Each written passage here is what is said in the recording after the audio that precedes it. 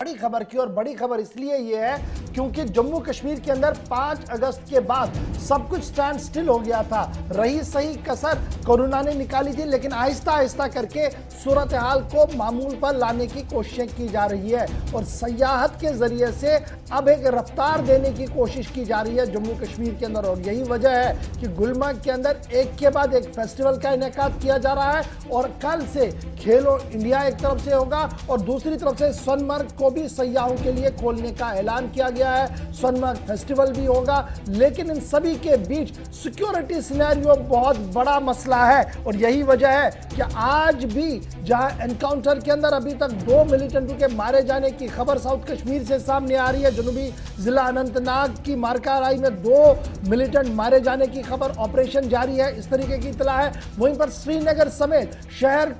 के साथ साथ बाहर के इलाकों के अंदर भी सिक्योरिटी का हिसार बढ़ा दिया गया है। मुख्तलिफ मकामात पर तलाशी कार्रवाइयां की जा रही हैं, छापामार कार्रवाइयां हो रही हैं और ये सब कुछ सिर्फ इसलिए किया जा रहा है कि सिक्योरिटी एजेंसियां लगातार ये बता रही है कि मिलिटेंसी की वारदात कम से कम हो और सिक्योरिटी ग्रिड मुतहरिक रहे, इसलिए ये सारा काम जो है वो किया जा रहा है। सीधे हिलाल के पास चलते हैं सबसे पहले एनकाउंटर की जानकारी लेने के लिए, क्योंकि आखिरी इत्तला मिलने तक ये खबर था कि अभी मुसलसल वहां सर्च चल रहा है। बहुत शुक्रिया हिलाल ज्वाइन करने के लिए। जनूबी जिला अनंतनाग, जहां सुबह खबर आई कि 4 मारे गए, बाद में खबर की तशरीह की गई, दोबारा से ट्वीट किया गया, कहा गया कि सिर्फ 2 मारे गए और वो भी अभी अदम शिनाख्त चुका है और वहां पर सर्च ऑपरेशन चल रहा है। इस इलाके के अंदर अभी की क्या कुछ सूरत हाल है जहां पर यह मारकाराई चल रही है और किस तरीके का ऑपरेशन अभी है?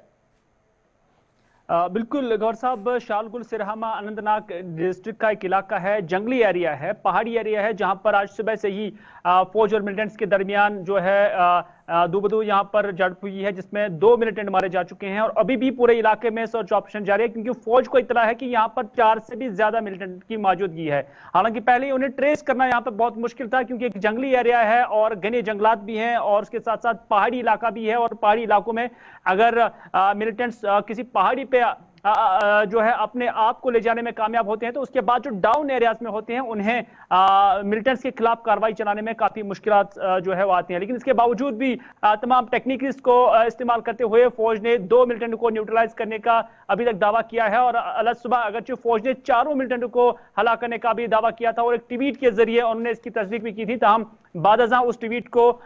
ट्विटर हैंडल से जम्मू कश्मीर पुलिस के हटा दिया गया। ताहम पुलिस ने अभी तक ही उनका मौकिफ है कि इस एनकाउंटर में 2 मिलिटेंट जो है मारे जा चुके हैं। ताहम उनकी एफिलिएशन क्या है और उनकी शनाख्त क्या है वो अभी तक भी होना बाकी है, क्योंकि इलाके में अभी भी सर्च ऑपरेशन जारी है। तो इसके साथ साथ कल बड़ा इंपॉर्टेंट है जी, खेलो इंडिया एक तरफ से है, दूसरी तरफ से सोनमर्ग को खोला जा रहा है, फेस्टिवल वहां पर भी है और माना जा रहा है कि गुलमर्ग से लेकर श्रीनगर तक और श्रीनगर से लेकर टनल तक का एरिया जो है वो काफी टाइट कर दिया गया है और पिछले 24 घंटों के दौरान लगातार इस तरीके की खबरें सामने आ रही है।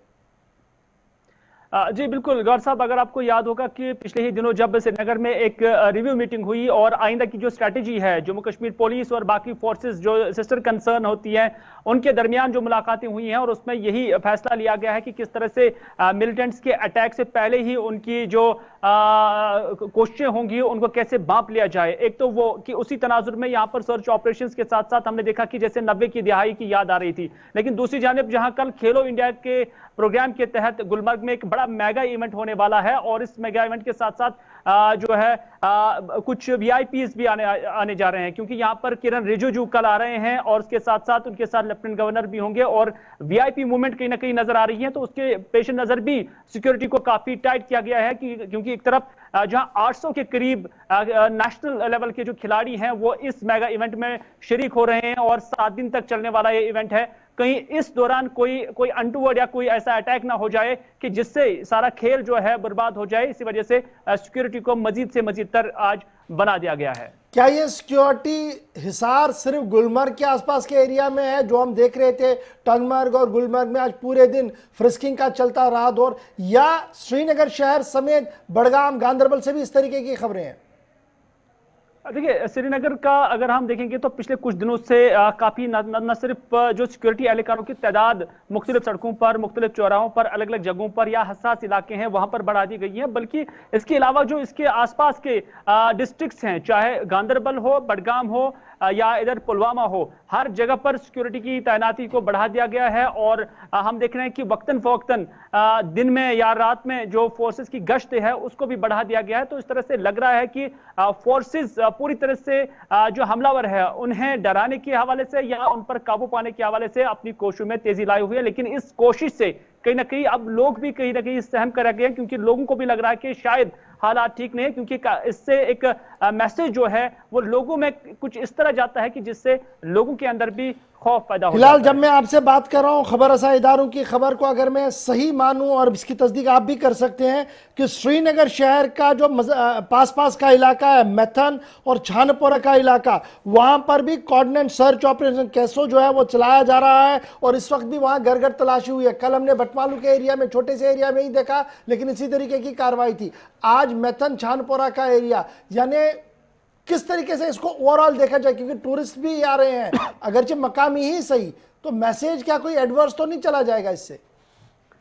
बिल्कुल गौर साहब, जब कहीं पर भी फोर्सेस का जमावड़ा रहता है, सड़कों पर तलाशी कार्रवाई रहती है, उसके बाद जिन लोगों ने फेरन लगाए हैं, जैकेट पहने हैं और उन्हें उतारने के लिए कहा जा रहा है, हाथ खड़े करने के लिए किया जा रहा है, फिर जब यही खबरें नेशनल इंटरनेशनल अखबारात के साथ साथ चैनलों पर चलते हैं, सोशल मीडिया का दौर है, और ये तस्वीर जब बाहर चली जाती है तो इससे एक नेगेटिव इंपैक्ट यहाँ की टूरिज्म सेक्टर पर जरूर पड़ता है। और ऐसा लग रहा है कि सब कुछ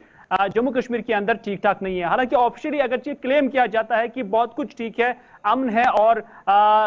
जो इंसिडेंट्स है उसमें भी कमी आई है, लेकिन उसके बावजूद भी जो टूरिस्ट होंगे उनके जहन से ये खौफ निकालना, ये खदशात निकालना, ये गवर्नमेंट के बस की बात नहीं है, क्योंकि इससे जरूर जो असल सूरत है बाहर जो चली जाती है उससे यहाँ के टूरिज्म पर एक नेगेटिव इंपैक्ट है। और यही वजह है कि फिर जो बाहर से सयाह यहाँ पे आते हैं वो यहाँ पर भी डर और खौफ जो है वो महसूस